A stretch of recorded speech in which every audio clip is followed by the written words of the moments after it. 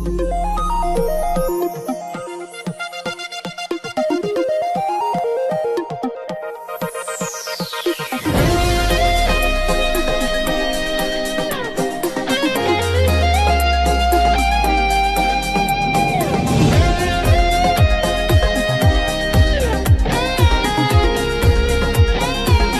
ప్రియమైన సోదరి సహోదరులందరికీ ప్రభు నామమును బట్టి మీ అందరూ కూడా వందనాలు చెల్లిస్తున్నామండి. మీ అందరూ కూడా మరి నా కొరకు మీరు ప్రార్థన చేస్తున్నారని నేను నమ్ముతూ ఉన్నాను. మీ అందరి కొరకు కూడా నేను ప్రార్థన చేస్తూ ఉన్నాను. దేవుని కృప ఇక్కడ వరకు దినాల్లో మనకు తోడుగా ఉండి అన్ని విధాలా మనకు సహాయం చేస్తూ ఉన్నాడు. అంచేత దేవునికి మనం ఎంతో కృతజ్ఞత కలిగి ఉండవలసిన వారమై ఉన్నాము. కనుక ఈ సమయంలో దేవుని వాక్యాన్ని మనం ధ్యానం చేయబడుతున్నాము. చిన్న ప్రార్థన చేసుకున్నాం. ప్రేమ కలిగిన తండ్రి, సకల ఆశీర్వాదములకు కారణభూతుడు అయిన దేవా, యేసయ్యా నీకు వందనాలు స్తోత్రాలు నాయనా. అయా మరొకసారి నాయనా టీవీలో వర్తమానం అందించడానికి నాకు సహాయం చేసినందుకు నీ స్తోత్రాలు నాయనా. కూడి వచ్చినటువంటి అయా సోదరి సహోదరులను బట్టి ఈ నాయనా ఈ యొక్క టీవీ యంత్రం దగ్గర కూర్చొని నీ మాటలు వింటున్నటువంటి సోదరి సహోదరులందరి కొరకు నీకు వందనాలు చెల్లిస్తున్నాం. అయ్యా నీ బిడ్డలను మీరు దీవించండి, ఆత్మతో నింపండి. నీ మాటలు ఆలకించుటకు వినగలిగిన చెవులు గ్రహించే మనస్సును అయా నీ బిడ్డలకు దాచేయండి. నాయన మాట్లాడుటకు నన్ను బలపరచండి. నాలో ఉండి మీరు మాట్లాడి నీ బిడ్డలను ఉజ్జీవపరచుమని ప్రభు అయిన యేసు క్రీస్తు నామమున వేడుకొనుచున్నాను పరమ తండ్రి, ఆమేన్. ప్రభునందు ప్రియమైన సోదరి సహోదరులందరికీ ప్రభు నామమును బట్టి మీ అందరికీ కూడా వందనాలు చెల్లిస్తున్నామండి. దేవుని యొక్క వర్తమానము మనం ఎంత విన్నప్పటికీ అది ఇంకా వినాలి, తెలుసుకోవాలి అనేటువంటి మరి విషయాన్ని మనం గమనించాలి. ప్రభునందు ప్రియులారా, దేవుని యొక్క లేఖన భాగంలో దేవుని యొక్క భయాన్ని గురించి ఈరోజు మనం తెలుసుకొనబోతూ ఉన్నాం. ఆ భయము ఏ విధంగా మరి మనలో పనిచేస్తుందో ఆ యొక్క విషయాన్ని మీకు తెలియజేయగలుగుతూ ఉన్నాను. యోనా గ్రంథము 1వ అధ్యాయం 16వ వచనాన్ని మనం ధ్యానం చేసుకుందాం. ప్రభునందు ప్రియులారా, యోనా గ్రంథం 1వ అధ్యాయం 16వ వచనం. ఇది చూడగా మనుష్యులు యెహోవాకు మిగులు భయపడి ఆయనకు బలి అర్పించి మొక్కుబళ్ళు చేసిరి. దేవునికి స్తోత్రం, హల్లెలూయా హల్లెలూయా. ఇది చూడగా మనుష్యులు యెహోవాకు మిగులు భయపడి ఆయనకు బలి అర్పించి మొక్కుబళ్ళు చెల్లించిరి. ఇది చూడగా ఏంటి చూశారు వాళ్ళు? జరిగిన చరిత్రను ఒకసారి మీకు జ్ఞాపకం చేస్తాను. యోనాను దేవుడు నినీవే పట్టణానికి వెళ్ళి వారికి కలిగేటువంటి కీడును గురించి తెలియచేయమన్నాడు. అప్పుడు యోనా దేవుని మాట వినుకోకుండా తర్షీషుకు వెళ్ళేటువంటి ఆ దేశానికి వెళ్ళేటువంటి వాడకు టికెట్ తీసుకున్నాడు. తర్షీషు పట్టణం అంటే అది స్పెయిన్ దేశం, ఇప్పుడు పిలువబడుతూ ఉన్నటువంటి స్పెయిన్ దేశం. అది అక్కడ వజ్రాల వ్యాపారం ఎక్కువగా జరుగుతూ ఉంటుంది. అందుచేత వ్యాపారులు ఎక్కువగా ఆ ఓడ రేవు దగ్గర ఉంటారు. ఏమండి, ట్రావెల్స్ ఎక్కువగా జరుగుతూ ఉంటుంది. అందుచేత ఈ యోనా నినీవే పట్టణానికి వెళ్లకుండా తర్షీషు పట్టణానికి వెళతానికి టికెట్ తీసుకున్నాడు. ఆ ఓడకు ఎన్ని అంతస్తులు ఉన్నాయో చెప్పబడలేదు, కానీ కింది అంతస్తులోనికి వెళ్ళి అడుగు భాగంలోనికి వెళ్ళి పడుకున్నాడంట ఈ టికెట్ తీసుకొని. అప్పుడు దేవుడు అది చూడకుండా ఉంటాడా? చూశాడు. సరే, ఈ వాడ ఆ యొక్క సముద్రము నడిభాగమునకు వెళ్ళే వరకు కూడా దేవుడు ఊరుకున్నాడు. సముద్రము యొక్క అడుగు భాగమునకు మధ్యలోనికి వెళ్ళే వరకు కూడా దేవుడు ఊరుకొని అక్కడ తుఫాను కలగజేశాడు. ఆ తుఫానుకి ఈ ఓడ మునిగిపోయే పరిస్థితి కలిగింది. అప్పుడు అక్కడున్న జనులందరూ కూడా ఆ ఓడలో ఉన్న సరుకులన్నీ కిందికి పడేశారు. ఓడను తేలికగా చేస్తే అది మునగకోకుండా ఉంటుంది అని చెప్పేసి అనుకున్నారు వాళ్ళు. కానీ ఇంకా అది మునిగిపోయే పరిస్థితి కలుగుతుంది. ఆ కెరటము ఇటు, ఈ కెరటము ఇటు కొట్టుట వలన దాని ఓడ బద్దలైపోయే పరిస్థితికి వచ్చేసింది. ఇక వారు అనుకున్నారు, చనిపోతాము అని చెప్పేసి అనుకున్నారు. వెంటనే ఆ ఓడ యజమానుడు, ఓనర్ గారు, ఈ ఓడలో ఉన్నటువంటి వారందరినీ కూడా చూశాడు. వారందరూ కూడా ఎవరి దేవతలకు ఎవరి దేవుళ్లకు వారు పూజ చేసుకుంటూ ప్రార్థన చేస్తూ ఉన్నారు, మొరపెట్టుకుంటున్నారు. ఓడ మునిగిపోకుండా కాపాడమని, తుఫాను నుండి మమ్మల్ని కాపాడమని, రక్షించమని చెప్పి వాళ్ళు కోరుకుంటూ ఉన్నారు. కానీ తుఫాను ఆగటలేదు, గాలి ఆగటలేదు, కెరటాలు కూడా నిమ్మలించటలేదు. ఇక అందరూ కూడా చనిపోయే పరిస్థితి కలుగుతుందని ఆ ఓడ యజమానుడు చూసి, ఇంకా ఈ ప్రజలందరూ కాకుండా ఇంకా ఎవరైనా ఉన్నారేమో అని చెప్పి ప్రతి గదిని కూడా, ప్రతి అంతస్తును కూడా వెతికాడు. ఆఖరికి కింది భాగంలోనికి వెళ్ళి వెతుకుతున్నాడు. అక్కడ యోనా నిద్రపోతూ ఉన్నాడు. నువ్వెవరు అని చెప్పేసి అన్నాడు. నేను జీవము గల దేవుని సేవకుడును అన్నాడు. నేను యెహోవా సన్నిధి నుండి నేను పారిపోతున్నాను అని చెప్పాడు. ఇదిగో ఆ కలిగేటువంటి ప్రమాదాన్ని అతను గుర్తు చేశాడు. మీ దేవునికి నువ్వు ప్రార్థన చేయి, దేవుడు ఒకవేళ రక్షించునేమో అని చెప్పేసి అన్నాడు. అది అతను లెగిశాడు. అతను ఏమన్నాడంటే, ఈ ప్రమాదము నా వలన కలుగుతున్నది కనుక చీట్లు వేయండి అని చెప్పేసి మొదట చీట్లు వేశారు. చీట్లు వేసినప్పుడు యోనా పేరును పడింది. యోనా పేరును పడితే యోనా అన్నాడు, నన్ను ఎత్తి సముద్రములో పడవేయండి అన్నాడు. ఎందుకంటే ఈ తుఫాను నా వలనే కలుగుతున్నది అని చెప్పి గ్రహించి అతడు తప్పును గ్రహించాడు. చూసారా, మనస్సాక్షి అతనికి ఎంత గద్దించిందో. కొంతమంది తప్పు చేసినా కానీ సమర్థించుకోవడానికి చూస్తారు, తప్పుగా మాట్లాడినప్పటికీ అది సమర్థించుకోవడానికి చూస్తారు. కానీ ప్రభునందు ప్రియులారా, ఎప్పుడు కూడా నువ్వు సమర్థించుకోలేవు. నీ మనస్సాక్షి ఎప్పుడు కూడా నిన్ను గద్దిస్తూ ఉంటుంది.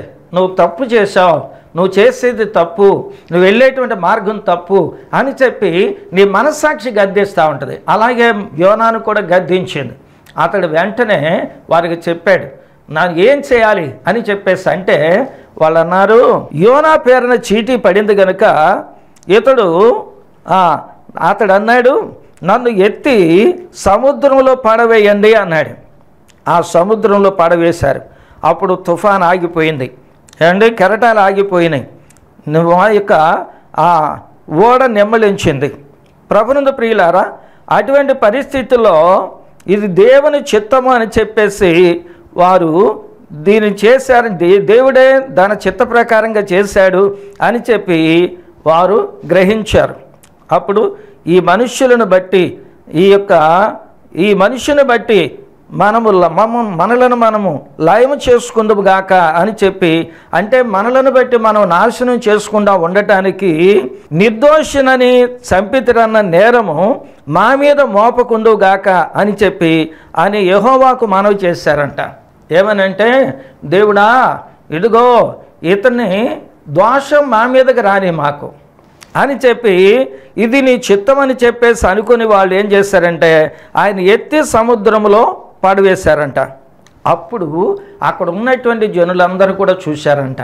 వాళ్ళు ఎవరు అంటే అన్యులు, దేవుణ్ణి తెలుసుకోలేనటువంటి వారు, జీవము గల దేవునిని ఆరాధించనటువంటి వారు ఆ స్థలములో ఉండి అక్కడ జరిగినటువంటి ఆ కార్యము, ఉన్నటువంటి తుఫాను, గాలి, ఆ విపరీతమైన గాలి, ఆ సముద్రం ఇక కెరటాలు వెంటనే ఆగిపోవడం చూసి వారు ఇది చూసినప్పుడు ఆ మనుష్యులు యెహోవాకు మిగిల భయపడి, అంటే ఎక్కువగా భయపడ్డారన్నమాట. చూసారా, దేవునికి ఎక్కువగా భయపడ్డారు. ఎవరు భయపడ్డారు? అక్కడ ఉన్నటువంటి అన్యులు.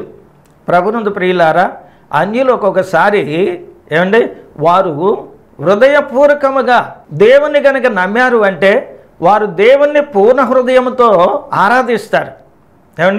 వారి భక్తి ఒక్కొక్కసారి చూస్తే చాలా ఆనందం అనిపిస్తుంది. కానీ అది జీవము కలిగినటువంటి దేవుని కనుక ఆరాధించినట్లయితే వారి జీవితం ఎంత ఆశీర్వాదకరంగా ఉంటుందో అని చెప్పి నేను అనుకుంటూ ఉంటాను. ప్రభునందు ప్రియులారా, అలాగే అన్యులు దేవునికి భయపడ్డారంట. వాళ్ళు చూసారా ఎలా భయపడ్డా? ఆ భయం అనేది వాళ్ళలో ఎలా పనిచేసింది అంటే, వాళ్ళు ఆరాధించేటువంటి దేవతలు అనబడిన వారిని, దేవుళ్ళు అనబడినటువంటి వారిని విసర్జించేసి వారు ఏం చేశారంటే దేవునికి మిగుల భయపడి ఏమండి బలర్పించారంట. కానుకలు మరి ఆయనకు మొక్కుబళ్ళు చెల్లించారంట.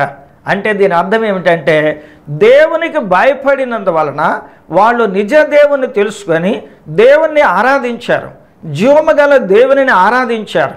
ప్రభునందు ప్రియ సోదరి సహోదరుడా, ఈ యొక్క సమయంలో నీకు తెలియజేసేటువంటిది ఏమిటి అంటే, నిజంగా దేవుని గనక నీవు తెలుసుకొని నిజంగా దేవునికి గనక నువ్వు భయపడినట్లయితే నువ్వు ఎలా ఉండాలి అంటే, నువ్వు అనుసరించేటువంటి చెడు మార్గాన్ని విడిచిపెట్టాలి. అది దేవుని మీద ఉన్నటువంటి నీకు ఉన్నటువంటి భయం.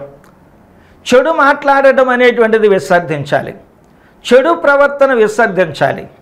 ఏమండి, ఏ విధమైనటువంటి చెడు మార్గంలో ఉన్నావో ఆ మార్గములో నుంచి నీవు విడుదల పొంది దేవుని తట్టుకు తిరగాలి, యేసయ్య మార్గంలోనికి తిరగాలి. అది భయం అంటే.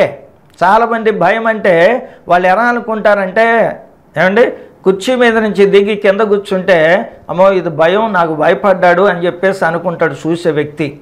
అందుకని వాళ్ళ ఎదుటి వారి ఎడల గడగడ ఉనికిపోతూ ఉన్నట్లు కనపడినట్లయితే అమ్మో నాకు చాలా భయపడుతున్నాడని చెప్పేసి అనుకుంటాడు చూసే వ్యక్తి. ప్రభునందు ప్రియులారా, అలా ఎదుటి వారి ఎడల భయపడుతున్నట్లు కనబడటం కాదు. భయం అనేటువంటిది ఎలా ఉంటుంది అంటే చెడుతనాన్ని విసర్జిస్తుంది. అలాగే వీరు యోనాను ఎత్తి ఎప్పుడైతే సముద్రంలో పడవేశారో ఏమండి, అప్పుడు దేవునికి మిగులు భయపడ్డారంట. వాళ్ళు సముద్రం నిమ్మలించడాన్ని బట్టి, గాలి ఆగిపోవడాన్ని బట్టి, కెరటాలు నిమ్మలించడం బట్టి వాళ్ళు దేవునికి మిగుల భయపడి వారు దేవునికి బలర్పించారంట, మొక్కుబళ్ళు చెల్లించారంట. అంటే ఆయన శాంతిపరచడం, కృతజ్ఞతలు చెల్లించడం. ప్రియ సోదరి సహోదరుడా, ఈ యొక్క సమయంలో కూడా దేవుడు నిన్ను ఏ విధముగా ఏమండి ఆయన నిన్ను శిక్షించినప్పుడు, ఆయన నిన్ను స్వస్థతపరిచినప్పుడు ఏమండి నువ్వు చేయవలసినటువంటి పని ఏమిటంటే దేవునికి భయపడి దేవునికి చెల్లించవలసినటువంటి మొక్కుబళ్ళు చెల్లించండి. అది దేవుని మీద నీకు ఉన్నటువంటి భయం. ఏమండి దేవునికి కానుకలు అర్పించండి. అది దేవుని మీద నీకున్నటువంటి భయం.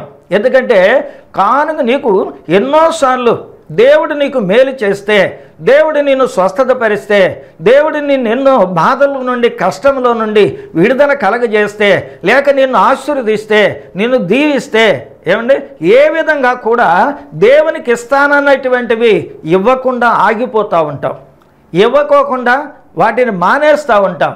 సంవత్సరాల తరబడి వాటిని ఇవ్వకోకుండా చేయకుండా అలాగే కాలం గడుపుతూ ఉంటాం. ఇది దేవుని మీద నీకు ఉన్నటువంటి భయమా? లేదు లేదు అంటే నువ్వు దేవునికి భయపడలేదని అర్థం. చాలా జాగ్రత్త అండి. ప్రభునందు ప్రియులారా, ఆ చెడుతనాన్ని నీ జీవితంలోంచి తీసివేసుకోవాలి. ఆ చెడు మార్గంలో నుంచి నువ్వు విడుదల పొందాలి. ఇచ్చినటువంటి మాట నెరవేర్చడానికి ఎప్పుడు కూడా నిన్ను సిద్ధపరచుకోవాలి. ఎందుకంటే దేవుడు గనక నిన్ను శిక్షించకుండా ఉండటానికి ఈ మంచి మార్గాన్ని నువ్వు అనుసరించాలి. లేకపోతే శిక్షించబడతావు, నీ సొమ్మును పోగొట్టుకుంటావు, నీ ఆరోగ్యాన్ని పోగొట్టుకుంటావు, నీకున్నటువంటి సంపద పోగొట్టుకుంటావు, నీకున్నటువంటి ఉద్యోగం పోగొట్టుకుంటావు, నీకున్నటువంటి దేవుడు నీకు ఇచ్చినటువంటి వాటన్నిటిని కూడా పోగొట్టుకుంటావు. భయపడి ఈరోజు దేవునికి భయపడి దేవునికి ఏదైతే నువ్వు ఇస్తానన్నావో చేస్తానన్నావో ఏమండి మరి దాన్ని ఇచ్చి దేవుని మహిమపరచు. ఏ చెడు మార్గంలోనైతే ఉన్నావో, ఏ చెడు మార్గంలో వెళుతున్నావో, ఏ చెడు పనులు చేస్తున్నావో, ఏ చెడు మాటలు మాట్లాడుతున్నావో, ఏ చెడ్డ ఆలోచన చేస్తున్నావో వాటన్నిటిని కూడా విడిచిపెట్టు. అది దేవునికి నీ మీద ఉన్నటువంటి దేవుని మీద నీకు ఉన్నటువంటి భయం. ప్రభునందు ప్రియులారా, ఇలా దేవునికి నువ్వు భయపడాలి. దేవుని యొక్క వాక్యములో మనం చూస్తాం. లూకా సువార్త 23వ అధ్యాయం 40వ వచనములో మనం చూస్తాం. యేసు ప్రభువారు ఆయన శిలువ మీద వేలాడుతూ ఉన్నాడు. శిలువకేశారు, ఆయన మేకులతో కొట్టేశారు. అటువైపున ఒక దొంగను, ఇటువైపున ఒక దొంగను మరి వాళ్ళు సిలువ వేశారు. వాళ్ళని తాళ్ళతో కట్టేశారు, కాళ్ళు కానీ చేతులు కానీ. యేసు ప్రభు వారిని మేకులతో కొట్టారు, మేకులతో ఆ సిలువకు కొట్టేశారు. ప్రభునందు ప్రియులారా, ఇద్దరు కూడా యేసు ప్రభుని దూషించారు, అవమానపరిచారు, హేళన చేశారు. యేసు, నీవు దేవుని కుమారుడు అయితే నిన్ను రక్షించుకొని మమ్మల్ని కూడా రక్షించు అని చెప్పి వ్యర్థంగా మాట్లాడారు. ప్రభునందు ప్రియులారా, అలాగున ఆయన మౌనం వహించాడు. దూషించినంతసేపు దూషించారు, విమర్శించారు. కానీ ఆయన మౌనాన్ని చూసి రెండవ దొంగ వెంటనే మార్పు చెందాడు. చూసారా? ఎందువలన? ఆయనకు భయపడ్డాడు, దేవునికి భయపడ్డాడు. అయ్యో, నీతిమంతుని దూషించకూడదు, నీతిమంతుని అవమానపరచకూడదు, ఈయన ఏ దోషం చేయలేదు కనుక ఇలాంటి వాడిని కనుక నేను దూషించినట్లయితే, మనం దూషించినట్లయితే మనకు శిక్ష వస్తుంది, దేవుడు మనల్ని శిక్షిస్తాడు అని చెప్పేసి అతనికి భయం కలిగి ఆ యొక్క మొదటి దొంగను ఏమంటున్నాడంటే, అలా నువ్వు మాట్లాడకూడదు, దేవునికి భయపడవా అన్నాడు. ఏమండి? అని అంటున్నాడు, దేవునికి భయపడవా అన్నాడు. సమాజానికి భయపడ్డావు, అధికారులకు భయపడ్డావు, పోలీసు వారికి భయపడ్డావు, అక్కడున్న సైన్యానికి భయపడ్డావు, కానీ దేవునికి భయపడవా అన్నాడు. అంటే నువ్వు అలా మాట్లాడకూడదు అంటున్నాడు. ఈ దినాల్లో కూడా చూస్తే ఎంతోమంది జనం, విశ్వాసులు కానివ్వండి, ఏమండి, ఇంకా నామకార్థ క్రైస్తవులు ఏమండి, అన్య జనులు కూడా ప్రభునందు ప్రియులారా ఎంతోమంది నోటుకు వచ్చినట్లుగా నీతిమంతులను దూషిస్తూ ఉంటారు, సేవకులను దూషిస్తూ ఉంటారు, విశ్వాసులను దూషిస్తూ ఉంటారు, అవమానపరుస్తూ ఉంటారు, లేనిపోని నేరాలు మోపుతూ ఉంటారు, అబద్ధపు మాటలు కల్పిస్తూ ఉంటారు, అన్యాయంగా దూషిస్తూ ఉంటారు. చాలా జాగ్రత్త సోదరి సహోదరుడా. ఏదో ఒక సమయంలో దేవుని కోపం నీ మీద, నీ బిడ్డల మీద, నీ కుటుంబం మీద, నీ యొక్క ఆస్తి మీద, నీ సంపద మీద, నీ ఉద్యోగం మీద పడినట్లయితే నీ పరిస్థితి ఎలా ఉంటుందో ఊహించినట్లయితే చాలా భయంకరం. దేవుని కోపం పడక మానదు. చాలా జాగ్రత్తగా ఉండాలి సోదరి సహోదరుడా. నోరుంద కదా అని చెప్పి మాట్లాడకూడదు. నీతిమంతుని మీద ఎప్పుడు కూడా నేరస్థాపన చేయకూడదు. నీతిమంతుని ఎప్పుడు కూడా అవమానపరచకూడదు. నీతిమంతుని మీద ఎప్పుడు కూడా నువ్వు సాడీలు చెప్పకూడదు. నీతిమంతుని మీద ఎప్పుడు కూడా దుర్భాషలాడకూడదు. నీ నోటిని జాగ్రత్త పరచుకో. ఎవరికి భయపడాలంటే దేవునికి భయపడు. ఎందుకంటే దేవుడు శిక్షిస్తాడు. ఆయన శిక్ష ఎలా ఉంటుందంటే నీ దేహానికి, నీ ఆత్మ కూడా ఆయన శిక్ష కలగజేస్తాడు. ఆయన తీర్పు దినమున, ఆయన తీర్పు తీర్చిన వెంటనే నీ శరీరముతో, నీ ఆత్మతో కలిసి అగ్నిగుండంలో పడవేయబడతావు. చాలా జాగ్రత్తగా ఉండాలి. నీ నోటిని అదుపులో పెట్టుకోవాలి. దేవునికి భయపడు.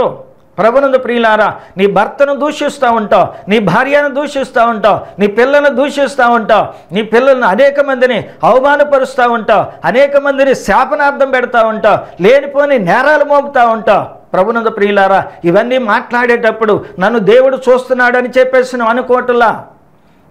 నా మాటలు దేవుడు వింటున్నాడు, నన్ను దేవుడు చూస్తున్నాడు అని చెప్పి నువ్వు భయపడాలి. నీ నోటిని అదుపులో పెట్టుకోవాలి. లేకపోయినట్లయితే ఏమండి, భయంకరంగా ఈ భూలోకములో నువ్వు శిక్ష అనుభవిస్తావు. ఈ శిక్ష అనంతరం తీర్పు అయిపోయిన తర్వాత నీ శరీరంతో కూడా అగ్నిగుండములో పడవేయబడతావు. ప్రభునందు ప్రియులారా, రెండవ దొంగను మనం చూస్తే అతడు ఏం చేశాడంటే దేవునికి భయపడి వెంటనే మారుమనసు పొందాడు. దేవునికి స్తోత్రం, హల్లెలూయా. ప్రభునందు ప్రియులారా, అతడు దేవునికి భయపడి దూషించడం మానివేశాడు. యేసుక్రీస్తు మీద అవమానపరచడం మానివేశాడు. ఆయన్ని దూషించడం మానివేశాడు. విమర్శించడం మానివేశాడు. ఏమంటే యేసు నీ రాజ్యంతో వచ్చినప్పుడు నన్ను జ్ఞాపకం చేసుకోమని చెప్పేసి ప్రభుని ప్రార్థించాడు. ప్రియ సోదరి సహోదరుడా, ఈ సమయంలో కూడా నీవు కూడా జ్ఞాపకం చేసుకో. ఏమండి, ఈ సమయంలో దేవుడు నీకు ఇచ్చినటువంటి ఈ మంచి సమయాన్ని ఉపయోగం చేసుకొని, యేసయ్యా ఇదిగో నీ నామమును దూషించానయ్యా, నీ ప్రజలను దూషించాను ప్రభువా, నీ సేవకులను దూషించాను ప్రభువా, నిన్ను అవమానపరిచాను అయినా, బైబిల్ చింపేశాను ప్రభువా, ఆరాధనకి వెళ్లకుండా అడ్డగించాను ప్రభువా, అయ్యా ఆరాధనకి వెళ్ళే వాళ్ళని దూషించానయ్యా, అవమానపరిచాను, దుర్భాషలాడాను ప్రభువా, అయ్యా నోటికి వచ్చినట్టు తిట్టాను ప్రభువా, నన్ను క్షమించు ప్రభువా అని చెప్పి నీ మనసు మార్చుకొని, దేవునికి భయపడి మనసు మార్చుకొని పరిశుద్ధుడు కమ్మని చెప్పి నీకు మనవి చేస్తున్నా. యేసుక్రీస్తు వారి యొక్క కుమారుడిగా, కుమార్తెగా, సేవకుడిగా, సేవకురాలిగా ఉండమని చెప్పి నీకు మనవి చేస్తా ఉన్నాను. ప్రియ సోదరి సహోదరుడా, దేవుని భయము అనేటువంటిది ఎలా నీకు పనిచేస్తుందంటే ఏమండి, అది నిన్నెంతో పవిత్రునిగా చేస్తుంది. చాలామంది కూడా నేను అధికారికి భయపడను, ఈ నాయకుడికి భయపడను, పోలీసు వారికి నేను భయపడను, ఇంకెవరికి నేను భయపడను, నాకు చెప్పేవాళ్ళు లేరు, నేను ఎవరు చెప్పినా వినను, ఆ దేవుడు వచ్చినా చెప్పినా వినను అని చెప్పి ఒక శబ్దాలు చేస్తూ ఉంటారు. చాలా జాగ్రత్త. దేవునితో ఎప్పుడు కూడా నీవు ఏ విధంగా కూడా ఆటలాడకూడదు. చాలా జాగ్రత్త. సోదరి సహోదరుడా, నీ మాటలు ఆయన వింటూ ఉన్నాడు, నీ మాటలు ఆయన వింటున్నాడు. నువ్వు నడిచే చెడు మార్గమును చూస్తూ ఉన్నాడు. నువ్వు వెళ్ళేటువంటి మార్గములు ఆయన దృష్టి పెట్టాడు. ఏమండి, ఆయన నిన్ను నీ మీద ఆయన దృష్టి పెట్టి నువ్వు నడిచేటువంటి ప్రతి చెడు మార్గాన్ని కూడా చూస్తూ ఉన్నాడు. ఆయనకు భయపడి ఆ మార్గాలన్నిటిని కూడా విడిచిపెట్టి జీవ మార్గమైన యేసయ్య మార్గములోనికి వచ్చినట్లయితే, ఈ శాంతి మార్గములో నడిచినట్లయితే నీ జీవితం అంతా శాంతిమయముగా ఉంటుంది. నీకు సమాధానం కలుగుద్ది, నీ కుటుంబంలో సమాధానం కలుగుద్ది, నీ భార్యకి నీకు సమాధానం కలుగుద్ది, నీ బిడ్డలకి నీకు సమాధానం కలుగుద్ది. ఏమండి, నీకున్నటువంటి సమాజంలో నీకు సమాధానం కలుగుద్ది, నీ సరిహద్దులో కూడా సమాధానం కలుగుద్ది. అందుచేత నీవు యేసుక్రీస్తు వారికి భయపడాలని చెప్పి నీకు మనం చూస్తున్నాను. ఆయన భయం అనేటువంటిది ఎలాంటిది అంటే మనం దేవుని యొక్క వాక్యములో చూస్తాం. ఆయన భయం ఎలాంటిదంటే కీర్తన 19వ అధ్యాయం 9వ వచనములు అంటాడు. ఏమంటాడంటే, యెహోవా యందు భయము పవిత్రమైనది అంటాడు. ఏమండి, యెహోవా యందు భయము ఎలాంటిదంటే, ఏమండి, మామూలు మనుషుల మీద ఉన్నటువంటి భయం కాదు. మనుషుల దగ్గర ఉన్నప్పుడు భయపడినట్టుగా నటిస్తారు కొంతమంది. అధికారి ఎదుట ఒక సామాన్యుడు ఉన్నప్పుడు భయపడినట్లు నటిస్తాడు. చేతులు కట్టుకోనో లేకపోతే వణికిపోతానో భయపడినట్టు కనపడతాడు. అలాగే పిల్లలు కూడా తల్లిదండ్రుల ఎదుట ఉన్నప్పుడు భయంతో ఉన్నట్లుగా నటిస్తూ ఉంటారు. అలాగే చాలామంది కూడా ఏమండి దేవుని మందిరములో ఉన్నంత వరకు కూడా ఎంతో భయభక్తులతో ఉన్నట్లుగా ఉంటూ ఉంటారు. కానీ ఇంటికి వెళ్ళిన తర్వాత లేక ఆ యొక్క స్థలాన్ని ఆ మనిషిని దాటి వెళ్ళిన తర్వాత వాళ్ళు ఇష్టానుసారంగా ప్రవర్తిస్తారు, వాళ్ళు ఇష్టానుసారంగా మాట్లాడతారు, వాళ్ళు ఇష్టానుసారంగా పోట్లాడుకుంటారు, వాళ్ళు ఇష్టానుసారంగా కొట్టుకుంటూ ఉంటారు. ఏమండి, ఇది భయమా? దేవుని మీద భయమా? ప్రభునందు ప్రియులారా, దేవుని భయం ఎలాంటిదంటే నిన్ను ఏ విధమైన తప్పు చేయకుండా, ఏ పాపం చేయకుండా, ఏ యొక్క మరి మోసం చేయకుండా, ఎటువంటి చెడు చేయకుండా అది నిన్ను కాపాడుతుంది, నేను పవిత్రునిగా చేస్తుంది, మంచి మార్గములు అది నేను నడిపిస్తుంది. అందుకని యెహోవా యందు భయం ఎలాంటిదంటే పవిత్రమైనది, అంటే పరిశుద్ధమైనది. ఆయన భయం కనుక నీకు ఉన్నదనుకోండి, నువ్వు పరిశుద్ధుడిగా ఉంటావు. ఏమంటే ఎటువంటి పాపం చెయ్యవు, ఎటువంటి చెడు మార్గంలోకి వెళ్ళవు, చెడును చెయ్యవు, చెడుగా మాట్లాడవు, చెడుగా తలంచవు, చెడుగా ఆలోచించవు. ఏమంటే నీ మార్గం అంతా కూడా పవిత్రమైనదిగా ఉంటుంది, యథార్థమైనదిగా ఉంటుంది. ఏమంటే ఇతరులకు నువ్వు ఎలా ఉంటావంటే పవిత్రుడిగా, పవిత్రాలుగా ఉంటావు. దేవుని దృష్టికి పవిత్రుడిగా కనపడతావు. జీవితంలో ఎన్నడూ కూడా నువ్వు మరి ఎటువంటి పాపం చేయకుండా, ఎటువంటి అపవిత్రత చేయకోకుండా, ఏమంటే చెడు మార్గంలోనికి వెళ్ళకోకుండా నువ్వు పరిశుద్ధుడిగా జీవిస్తావు. ఒకరోజు 2 రోజులు కాదు, 20 రోజులు, 30 రోజులు, 40 రోజులు కాదు, 1 సంవత్సరం కాదు, 2 సంవత్సరాలు మాత్రమే కాదు, జీవితకాలం అంతా కూడా నువ్వు పవిత్రంగా జీవిస్తావు. అంటే దేవునికి భయపడినందువలన వచ్చేటువంటి పవిత్రత అది. ప్రభునందు ప్రియులారా, పరిశుద్ధుడు కావాలని చెప్పి నువ్వు ఆశపడుతున్నావు, పవిత్రుడిగా ఉండాలని చెప్పి ఆశపడుతున్నావు. ఇక నా జీవితంలో ఏ తప్పు కూడా నేను చేయకూడదు, నేను మరి పవిత్రుడిగా ఉండాలి, పరిశుద్ధుడిగా ఉండాలి, ఇక మరి సిగరెట్ తాగకూడదు, తాగకూడదు అని చెప్పేసి నువ్వు అనుకుంటున్నావు. మంచిదే, అలా ఉండాలి. అంటే నువ్వు ఎవరికి భయపడాలంటే దేవునికి భయపడు, సమాజానికి కాదు, లేక మనుషులకు కాదు, దేవునికి భయపడు. దేవునికి భయపడుట వలన పరిశుద్ధుడిగా ఉంటావు. ఏంటి, పరిశుద్ధుడిగా ఉంటావు, పవిత్రుడిగా ఉంటావు. అందుచేత పవిత్రమైన జీవితం కొరకు దేవునికి నువ్వు భయపడాలి. ఎందుకంటే దేవుడు ఎలాంటి వాడంటే నీకు నాకు కలిగినటువంటి 2 నేత్రాలు కలిగిన వాడు కాదు. మన నేత్రాలు ఒక నేత్రం కనపడుతుంది, రెండో నేత్రం కనపడదు. ఏమండి, ఉన్న 2 నేత్రాలు ఒక నేత్రం కనపడితే రెండో నేత్రం కనపడదు. ఒక్కొక్కరికి 2 నేత్రాలు కూడా కనపడవు. ఒక్కొక్కరికి ఒక్కళ్ళు ఇద్దరులాగా కనపడతారు. ఏమండి, కానీ దేవుని నేత్రం అటువంటిది కాదు, స్వచ్ఛమైనది, మస్సకాలు లేనటువంటిది. ఏమండి, ఆయన నేత్రాలు ఎన్ని నేత్రాలు అంటే 7 నేత్రములు కలిగినటువంటి వాడు, 7 నేత్రాలు కలిగిన వాడు. ఏమంటే సంపూర్ణమైన దృష్టి కలిగినటువంటి వాడు. ప్రభునందు ప్రియులారా, అందుచేత ఆయన దృష్టికి కనబడనటువంటిది ఏది కూడా లేదు. అందుచేత ఆయనకు నువ్వు భయపడు. అయ్యో నేను చెడు చేస్తున్నాను, అయ్యా నేను ఈ చెడు మార్గంలో ఉన్నాను, నన్ను తప్పించుమని చెప్పి ప్రార్థించు. చెడు మార్గాన్ని విడిచిపెట్టేసాయి, చెడు పనులు మానేసాయి, చెడు త్రోవను విడిచిపెట్టేసాయి. ఏమండి, దేవుని యొక్క మార్గములు, యేసయ్య మార్గములు నడిచినట్లయితే నిన్ను పరిశుద్ధుడిగా చేస్తాడు, ఆయన పవిత్రుడిగా చేస్తాడు. ఏమండి, ఆయన నిన్ను పరిశుద్ధమైన మార్గంలో నడిపిస్తాడు. ఇక జీవితకాలంలో ఎన్నడూ కూడా నువ్వు తొలగిపోవు. ఏమండి, కీర్తన 86వ కీర్తన 11వ వచనములో అంటాడు, భక్తుడైనటువంటి కీర్తనకారుడు అంటాడు, నీ నామమునకు భయపడినట్లు నాకు ఏకదృష్టి కలుగ చేయమంటాడు. ప్రార్థన అండి. ఏమండి, దేవునికి భయపడట్లేదా? నువ్వేం చేయాలంటే, అయ్యా నీ నామమునకు, నీ పేరుకు నేను భయపడేటట్లుగా అయ్యా నాకు సహాయం చేయి. నేను నీకు భయపడే చెడు మార్గమును విడిచిపెట్టేట్లుగా చేయి నాయన. త్రాగుడు మానేటట్లుగా చేయి ప్రభువా. అయ్యా సిగరెట్లు కాల్చడం మానేటట్లుగా చేయి నాయన. చెడు మార్గంలో వెళ్లకుండా నన్ను కాపాడు ప్రభువా అని ప్రార్థన చేయి. దేవుడు నీ ప్రార్థన ఆలకించి చెడు మార్గములోనికి నిన్ను వెళ్ళకోకుండా ఆయన జీవపు మార్గములో నడిపిస్తాడు, శాంతి మార్గములు నడిపిస్తాడు, జీవపు మార్గములు నడిపిస్తాడు, పరిశుద్ధమైన మార్గంలో నడిపిస్తాడు. ఏమండి, ఆయన నేను సత్య మార్గములో నడిపిస్తాడు. ప్రార్థన చేయి. ఎందుకంటే చెడును ఎప్పుడైతే నువ్వు విసర్జించావో అప్పుడు దేవుడు నిన్ను మంచి మార్గములు నడిపించడానికి సిద్ధపడతాడు. ఎందుకంటే చెడు మార్గమును విడిచిపెట్టడానికి నీకు దేవునికి అనుమతి ఇవ్వాలను. ఆయన నిన్ను మంచి మార్గంలో నడిపించడానికి ఆయనకు అనుమతి ఇవ్వాలి. చెడు మార్గమును విడిచిపెట్టడానికి నీకు నిర్ణయం కావాలి. నీ నిర్ణయం చొప్పున ప్రభు నిన్ను ఆ చెడు మార్గంలో వెళ్లకుండా పరిశుద్ధమైన మార్గంలో నిన్ను నడిపిస్తాడు. సౌలు ఎలాంటి వాడు? కిరాతకుడు. అలాంటి వాడు సంఘాన్ని పాడు చేసినటువంటి వాడు. ఏమంటే ప్రభు అతన్ని దర్శించినందువలన, అతడు దేవునికి భయపడినందువలన వెంటనే దేవుడు ఆయన సంఘాన్ని కట్టడానికి, అనేకమైన సంఘాలు కట్టడానికి, పాడు చేసినటువంటి వారికి మేలు చేయటానికి దేవుడు ఆయన ఏర్పాటు చేసుకున్నాడు. ప్రియ సోదరి సహోదరుడా, ఈ యొక్క సమయంలో కూడా నిన్ను కూడా దేవుడు వాడుకుంటాడు. భయపడద్దు సోదరి సహోదరుడా.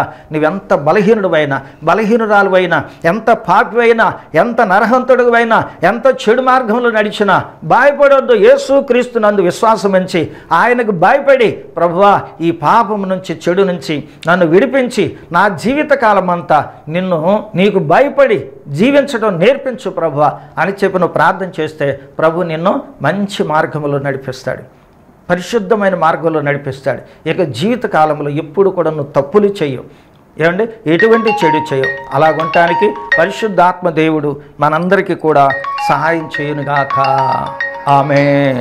ప్రేమ కలిగిన తండ్రి, సకల ఆశీర్వాదములకు కారణభూతుడైన దేవా, యేసయ్యా నీకు వందనాలు నాయన. ఈ వర్తమానము అయ్యా మీ దాసుని ద్వారా అందించినందుకు నీకు స్తోత్రాలు నాయన. ఈ చెప్పబడిన వర్తమానము అనేక మంది సోదరి సహోదరులు విన్నారు నాయన.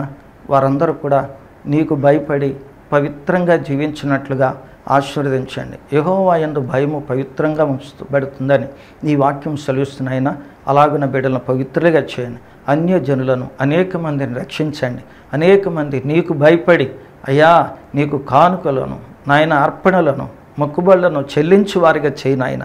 నీకు పవిత్రంగా ఉండగలిగిన భాగ్యం ఎంతోమంది విశ్వాసులు అవిశ్వాసులై అయా నీకు భయపడుకోకుండా ప్రభువా, అయా నీకు నిన్ను ఆరాధించకుండా, నీకు ఇవ్వకుండా ప్రభువా ఎంతోమంది నాయన నీ సన్నిధిగా రాకుండా ప్రభువా జీవిస్తున్నారయ్యా. వాళ్ళందరితో కూడా మీరు మాట్లాడి నీకు భయపడి ప్రభువా నీ సన్నిధికి వచ్చి నిన్ను ఆరాధించే భాగ్యాన్ని బిడ్డలకు దయచేసి సహాయం చేయమని వేడుకుంటున్నా. నాయన ఇక్కడ ఉన్నటువంటి బిడ్డలు ప్రభువా ఎంతమంది ఎటువంటి అవసరాలు కలిగి ఉన్నారో అవసరాలన్నీ కూడా తీర్చండి. వారి రోగముల నుండి, వ్యాధుల నుండి, దురాత్మ శక్తుల నుండి విడుదల దయచేసి సహాయం చేయండి. సంపూర్ణమైన ఆరోగ్యవంతులుగా చేయండి అయా. ఈ నూతన సంవత్సరంలో నూతనమైన దీవెనలతో వారిని నింపి సహాయం చేయమని ప్రభువైన యేసు క్రీస్తు నామమున వేడుకొనిచున్నాను పరమ తండ్రి. ఆమేన్. మన తండ్రి అయిన దేవుని ప్రేమ, కుమారుడైన క్రీస్తు కృప, పరిశుద్ధాత్మిక సమాధానం, సన్నిధి, సహవాసం ఇప్పుడు ఎల్లప్పుడూ ప్రభు శ్రాక పర్యంతం మనందరికీ తోడై ఉండి కాపాడి నడిపించునుగాక. ఆమేన్. ప్రభునందు ప్రియమైన సోదరి సహోదరులందరికీ ప్రభు నామమును బట్టి మీ అందరికీ కూడా వందనాలు చెల్లిస్తున్నానండి. మీరు దేవుని వర్తమానం వింటూ ఉన్నారు కనుక మరి చక్కని మీరు సందేశాన్ని అందిస్తూ ఉన్నారు. చాలా మంచిదండి. ఇంకా మీరు ఆత్మీయంగా బలపడాలంటే మీ పక్కన ఉన్నటువంటి చర్చిలకు మీరు వెళ్ళండి. మీరు రాగలిగినట్లయితే మరి తాడిగడప కార్మిక నగర్ 2లో ఉన్నటువంటి యెరూషలేము ప్రార్థనా మందిరానికి మీరు రావాలని మీకు మనవి చేస్తున్నాను. ఇంకా ప్రార్థనకి వెళ్ళనటువంటి వారు ఎవరన్నా ఉన్నట్లయితే మీరు మా మందిరానికి రావాలని మిమ్మల్ని కోరుతా ఉన్నాను. ఇంకా మీరు వాక్యం వింటున్నటువంటి మీరు ఏ సంఘాలకన్నా వెళ్తూ ఉంటే మీరు అక్కడికే వెళ్ళండి. మీ సేవకులకు ఎటువంటి దుఃఖం కలగ చేయొద్దు. మీ దశమ భాగాలు కానుకలు అక్కడ ఇవ్వండి. మీ సేవకుడు ఎప్పుడు కూడా సంతోషంగా మీ కొరకు ప్రార్థన చేసేటట్లుగా మీరు ఉండండి. దేవుడు మిక్కిలిగా మిమ్మల్ని దీవిస్తాడు. మీ అవసరతలు ఏదన్నా ఉన్నట్లయితే ఏమండి, మీ బలహీనతలు ఏదన్నా ఉన్నట్లయితే నాకు తెలియపరచండి. మీ ఫోన్ కాల్స్ ద్వారా నేను తెలుసుకొని మీ కొరకు ప్రత్యేకంగా మేము ప్రార్థన చేస్తాం. మా సంఘంలో చాలామంది కూడా మరి బుధవారం నుండి ఆదివారం వరకు కూడా ప్రార్థనలో ఉంటారు. అందరూ ప్రార్థన చేస్తారు కనుక అలాగున సందేశాన్ని మీరు వినవలసిందిగా మీకు మనవి చేస్తున్నాను. ఇంకా మీరు ఎవరైనా కనుక ఈ యొక్క సందేశాలకి మీరు సహకరించి సహాయపడగోరిన ఎడల, మీరు దేవుని యొక్క ఆత్మ కనుక మిమ్మల్ని ప్రేరేపించిన ఎడల మీరు యొక్క మరి స్పాన్సర్ చేయాలని చెప్పి మీకు తెలియజేస్తున్నాను. మీరు ఇచ్చిన కొలది దేవుడు మిక్కిలిగా మిమ్మల్ని దీవిస్తాడని, ఆశీర్వదిస్తాడని, మీ బిడ్డలు, మీ పనులు, మీ ఉద్యోగాలు దీవించబడతాయని చెప్పి మీకు మనవి చేస్తున్నాను. దేవుడు మిమ్మల్ని దీవించునుగాక. ఆమెన్. మన తండ్రి అయిన దేవుని ప్రేమ, కుమారుడైన క్రీస్తు కృప, పరిశుద్ధాత్మిక సమాధానం, సన్నిధి సహవాసం ఇప్పుడు ఎల్లప్పుడూ ప్రభువు రాక పర్యంతం మనందరికీ తోడయుండి కాపాడి నడిపించునుగాక. ఆమెన్.